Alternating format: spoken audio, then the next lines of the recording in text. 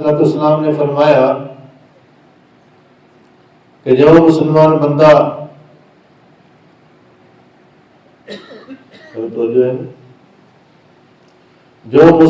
بندہ شب قدر میں آخری عشرے میں اعتکاف کرتا ہے، اللہ کی ذات اس کو 2 حج اور 2 عمروں کا ثواب عطا فرماتی ہے۔ پھر فرمایا کہ یہ سنت موقتہ اعتکاف ہے۔ اللہ کے محبوب علیہ السلام نے فرمایا کہ ایک دن کا نفلی اعتکاف، جس نے ایک دن کا نفلی اعتکاف کیا، جہنم سے 3 خندقیں دور ہو جاتا ہے۔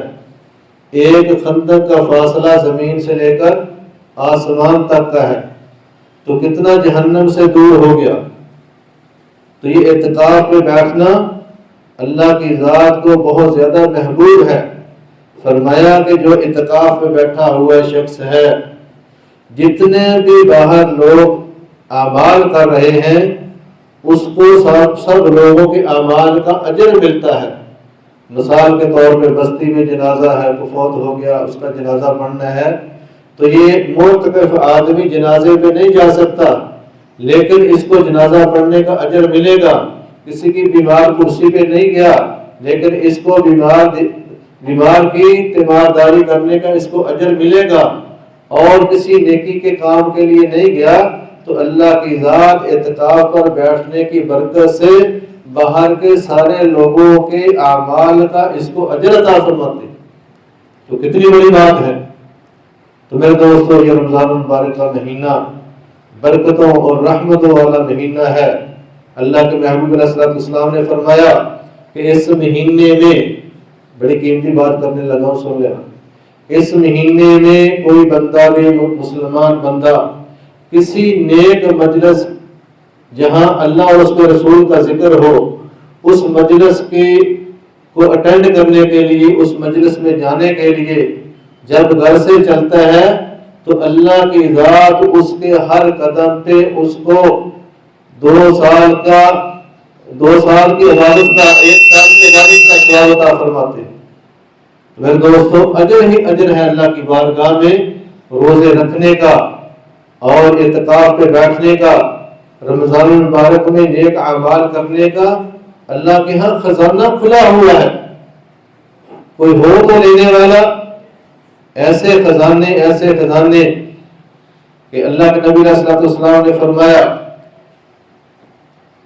رمضان المبارک کا مہینہ، قیامت والے دن رمضان المبارک کا مہینہ، اللہ کی ذات اس کو ایک شکل دیں گے۔